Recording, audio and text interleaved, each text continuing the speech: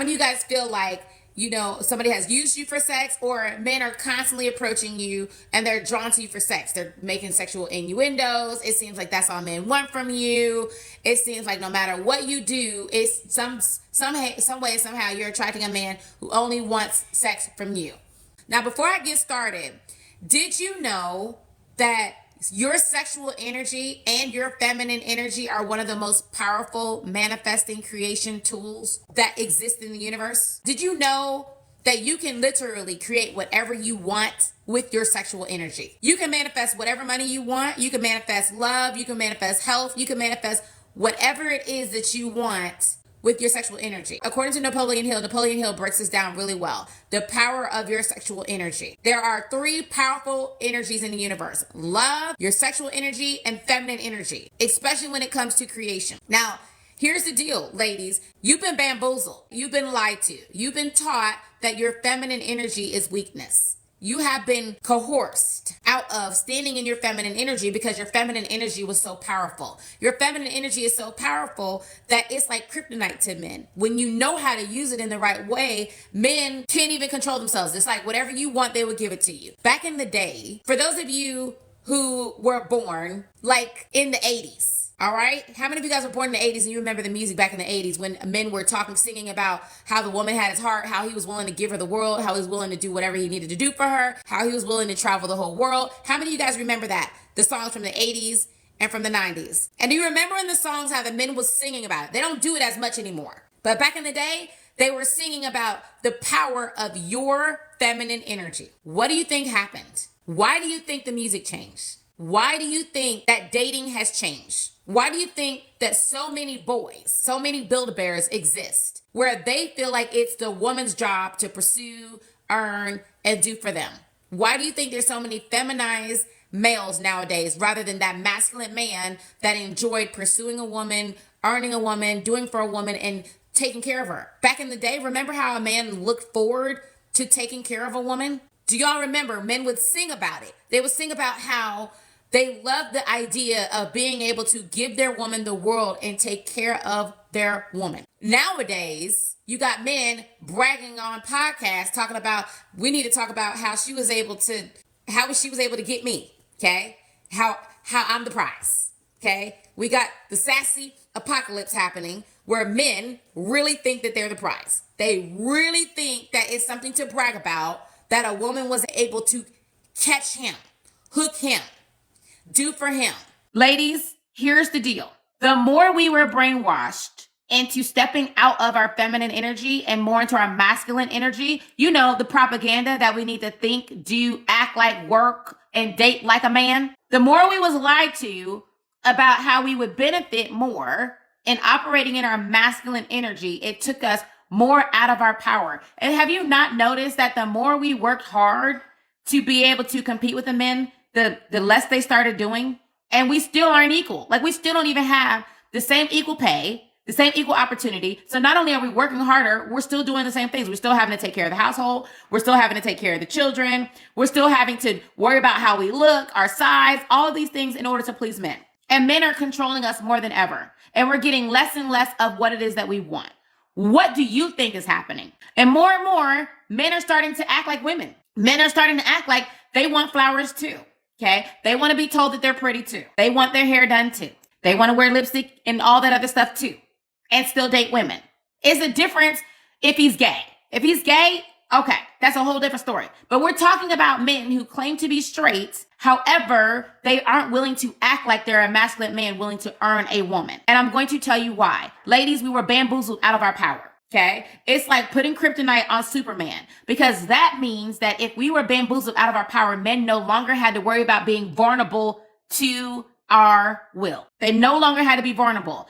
And your real power is in your feminine energy, because when you're in your feminine energy, you're in your power. When you're in your feminine energy, you're hypnotic. You can create worlds. You can manifest whatever it is that you want. You can influence men the way that you want to influence them. You can have the pick of the litter, ma'am. It's not hard. So let's go back to the sexual energy. Why is it that men are sexualizing you? Well, if you find that men are sexualizing you, ma'am, then that's because you don't know what to do with all that power. First of all, you don't realize how powerful you are, and you're leaking that power all over the floor. It's dripping everywhere. You got your sexual energy dripping everywhere. That means that you are sexually sloppy, ma'am. It means that there are holes in your hose. That's what it means. Think of a hose that sprays water.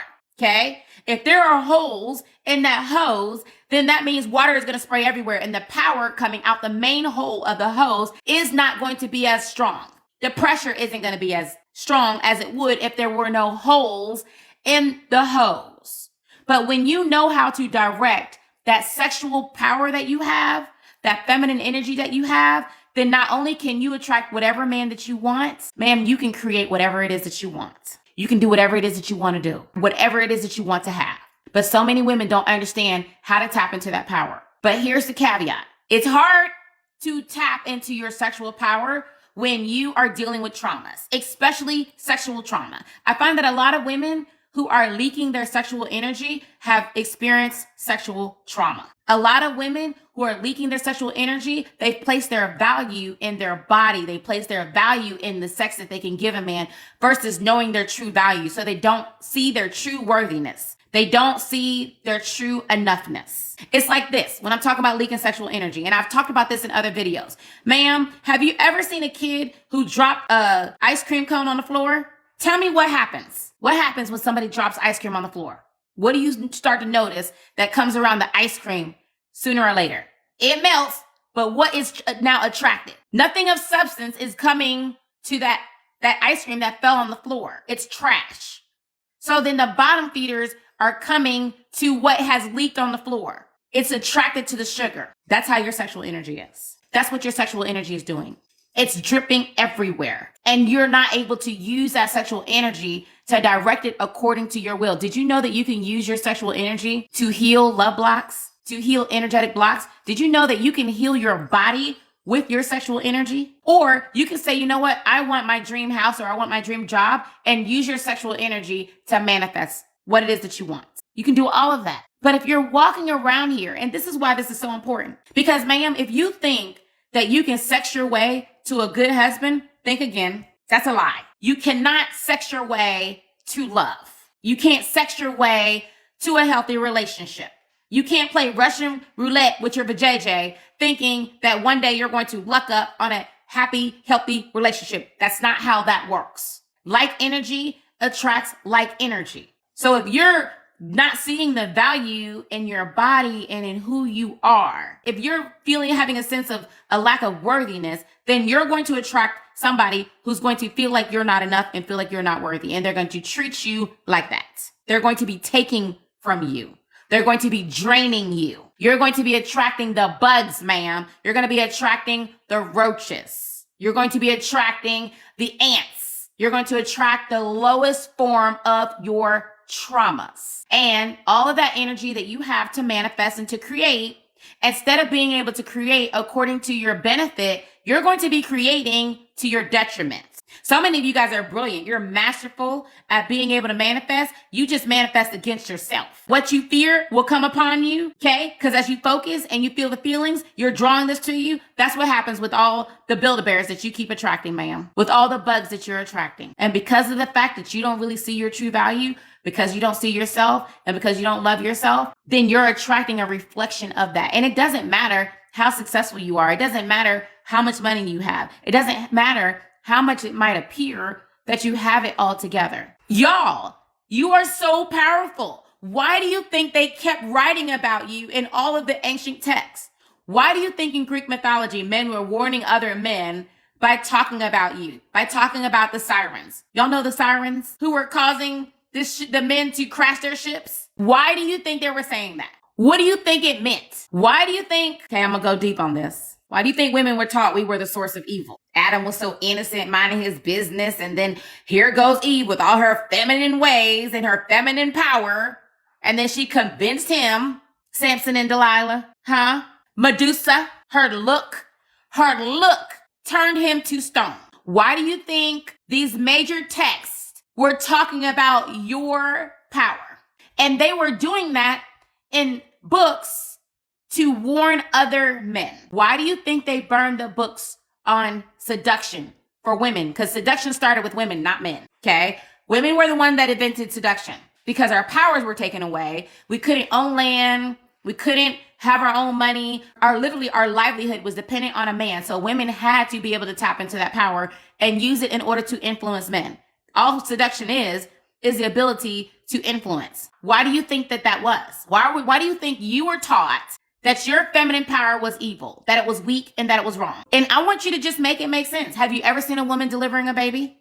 Have you ever seen a woman or a female bear defending her cubs? Have you ever learned that it's a lioness that runs the whole lion tribe? It's the female lion, okay, that runs the whole pack, not the males. It's a female. Ruth and Boaz, Cleopatra, all of that. Why do you think in the great books, men were warned about women? Because you guys have power. You have power. There's not one man on this planet that could ever deliver a baby. Even if he could, there's not one man that could survive this, okay? Once them labor pains hit, he would be dead, okay? They can't even do a simulation of being on your time of the month without them damn near passing out. When you think about feminine nature, think about Mother Nature. That's why they call it Mother Nature. It takes a woman to give birth. Now let's talk about this, because some of you guys are giving away all that sexual power, ma'am, all that creative power.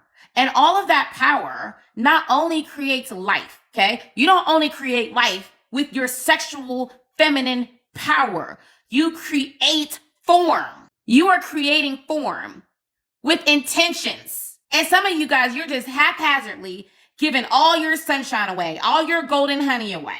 And guess who's using your power?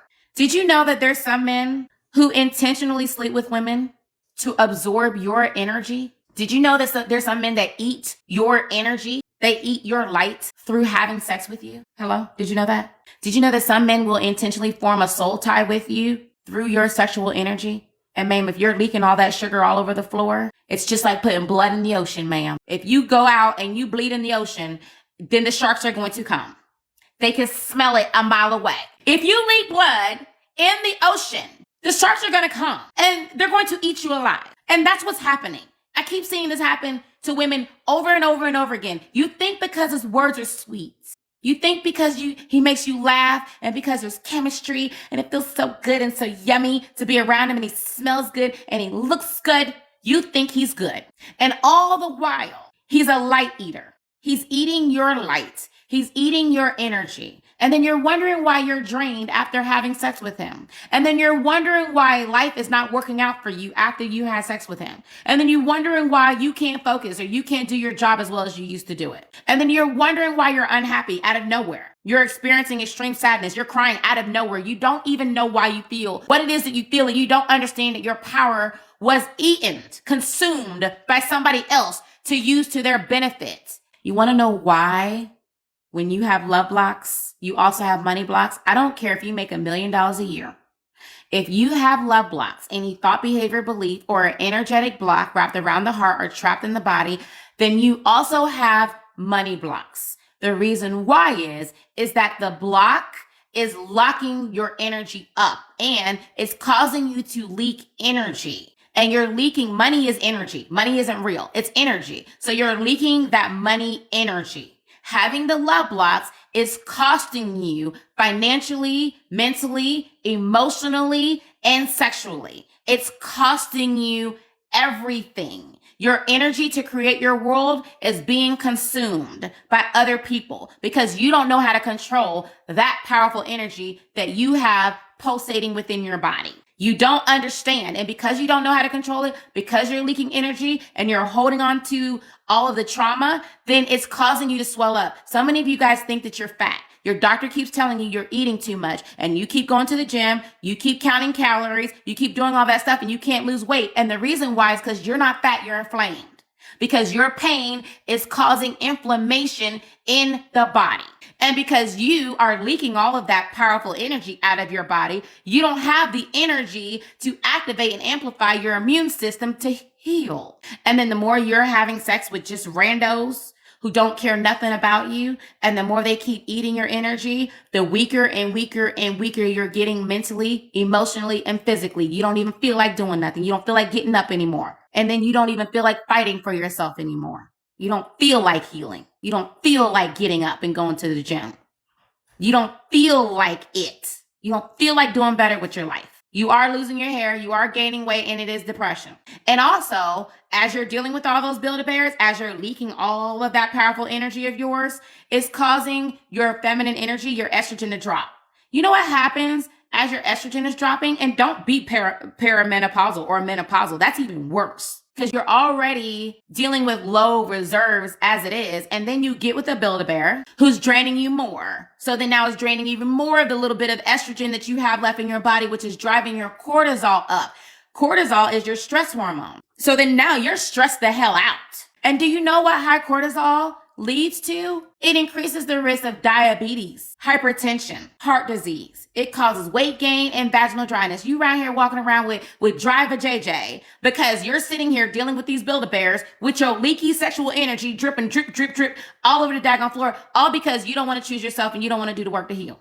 That's basically what it comes down to. But it's so interesting because then when the women come to us and they're healing, when they start to transform, when they start stepping in their power, then they're like, oh my God, I got a raise at work. A check came out of nowhere. Like all kinds of money is flowing to me. And people are so surprised. Ma'am, it's the law. It's energy. That's all it is. It's energy. Shadow work is great, but it's not enough. That's the problem. Y'all keep doing work that's not effective. It's just like all the people that keep going to therapy. I'm not saying therapy is bad because there's some that know what they're doing. But being therapized to death and knowing the problem and healing the problem is two different things. You think because you can diagnose yourself and you got a name for whatever is going on with you, then that's the battle. No, ma'am, it's not.